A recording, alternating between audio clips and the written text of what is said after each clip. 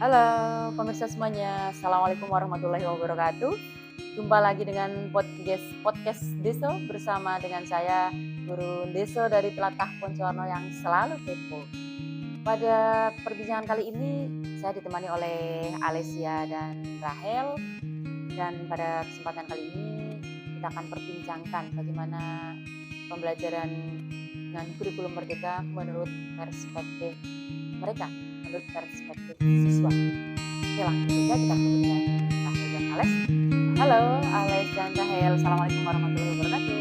Waalaikumsalam. Oke, gimana nih kabar kalian hari ini? Alhamdulillah baik. Alhamdulillah ya, walaupun cuaca sekarang sudah sering hujan ya, kurang bersahabat lah gitu ya, tapi alhamdulillah kita masih diberikan kesehatan, itu syukur yang luar biasa ya. Oke, baik. Saya ingin tahu nih, kalian kan sekarang duduk di kelas 7 ya? Iya. Saya ingin tahu bagaimana sih ketika dulu kalian pertama kali baru dinyatakan diterima di SMP Negeri 1 Poncowarno. Apa yang kalian rasakan? Dari Rahel dulu coba. Rasanya senang karena bisa bertemu banyak teman dan setiap pelajaran selalu berganti-ganti guru. Oh gitu. Kalau Ales bagaimana?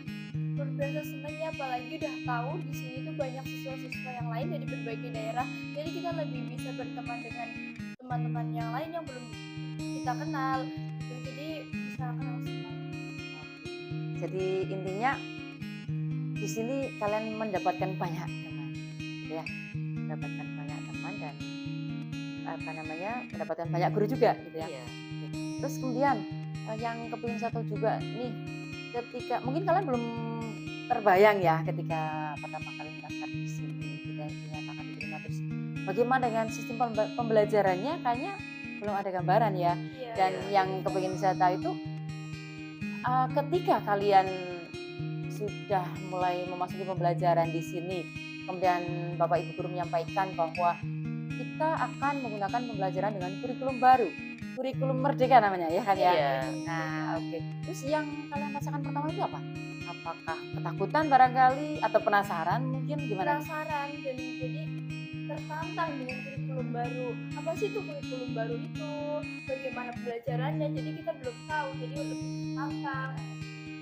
Ya, bagaimana dengan kalau Rahel bagaimana? Kalau menurut saya sih sama kayak pendapat Anis. Ya, jadi lebih tertantang gitu ya. Iya. Lebih tertantang seperti apa sih kurikulum merdeka gitu ya. Nah, terus ngomong-ngomong sudah tahu belum nih apa sih sebenarnya kurikulum merdeka itu? Sudah. Ya, apa itu Kurikulum merdeka itu adalah kurikulum evaluasi dari kurikulum 2013 yang memiliki 2 tahap pembelajaran. Yang pertama pembelajaran di dalam ruangan, yang satu pembelajaran proyek. Itu Rahel bisa menambahkan barangkali menurut Rahel bagaimana? Kalau di dalam ruangan itu kita belajar tentang materi, kalau proyek itu kita belajar tentang praktek.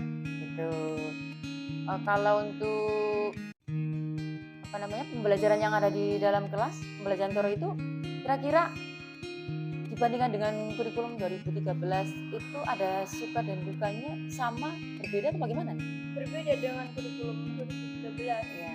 Kalau itu materi-materinya ini lebih luas, jauh lebih luas daripada yang 2013 ini. Jadi kita lebih banyak materi-materi yang kita dapatkan, sumber belajarnya. Ya, mungkin itu keuntungan atau sukanya gitu Iya, ya. Iya. Nah, kalau dukanya bagaimana menurut Rahel nih?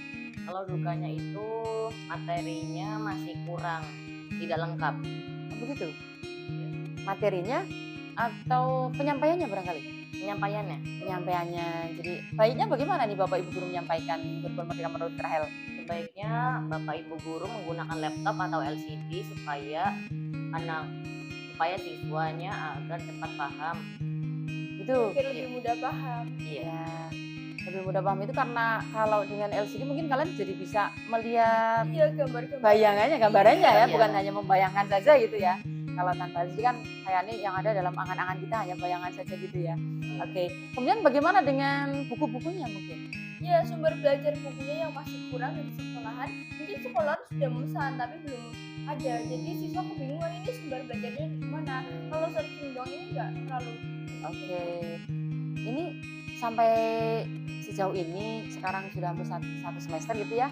Memang berapa pinjaman buku nih dari sekolah? Sudah banyak atau? Sudah lumayan banyak, hampir 50% ya. Sudah lebih. Ya. Dan kalau dilihat dari bukunya itu kira-kira ketika kalian gunakan untuk belajar di rumah itu mudah gitu dipahami atau lebih kurang praktis dibandingkan dengan buku-buku yang dulu kurikulum 2013? Lebih simpel atau gimana? Jadi mudah dipahami sih Bu. Kalau kurikulum yang dulu mungkin ada beberapa yang itu, tapi yang sekarang juga ya sangat mudah dipahami. Tapi ada beberapa yang perlu kita belajar di internet gitu ya. Jadi bisa dikatakan ya ada sukanya tapi juga ada sedikit duka lah gitu ya. Iya. Oke, ya. Terus kemudian dengan pembelajaran proyek, tadi dikatakan Rahel bahwa kurikulum 2013 kan terdiri dari dua model pembelajaran ya. Itu tadi pembelajaran di dalam kelas. Kalau dengan pembelajaran proyek, apa tuh pembelajaran proyeknya bagaimana? Proyeknya namanya itu proyek P5, proyek penguatan profil pelajar Pancasila. Dalam pembelajaran yang kurikulum merdeka ini kita menggunakan proyek kompos ya kan? Oh iya. Jadi sudah pernah ya? Sudah. Melaksanakan. Oke. Apa namanya proyeknya tadi Rahel yang kita laksanakan di sekolah? Proyek P5 atau penguatan Proyek. Iya. profil pelajar Pancasila. Pembuatan kompos Dari apa tuh bahannya? dari Sampah sampah organik kering. atau daun kering. Iya. Jadi nanti hasilnya berupa pupuk kompos Iya. Iya. cair Ada atau? dua macam, yang padat sama yang cair. Oh begitu, ya. Oke, jadi dari sini kita tahu bahwa ketika kurikulum merdeka itu kita laksanakan sesuai dengan aturan gitu, ternyata menguntungkan juga ya. Nah, Iya. kira-kira dari proyek yang sudah pernah dilaksanakan itu ada keuntungan apa nih buat kalian berdua? Lebih tahu wawasannya, lebih jelas pengetahuannya dalam pembuatan proyek kompos ini Bu. Jadi kita bisa berusaha kecil-kecilan besok. Kalau kita sudah belajar tentang pembuatan kompos, kita akan lebih tahu. Oke, jadi ke arah dunia bisnis lah gitu ya, Iya. bisnis kecil-kecilan lagi ya. Jadi di samping pembelajaran juga padanya nanti bisa praktek, siapa tahu bisa menjadi penjual pupuk kompos yang Iya. mempunyai branded sendiri gitu ya. Iya. Oke, ya. Nah, sampai di sini kalau misalnya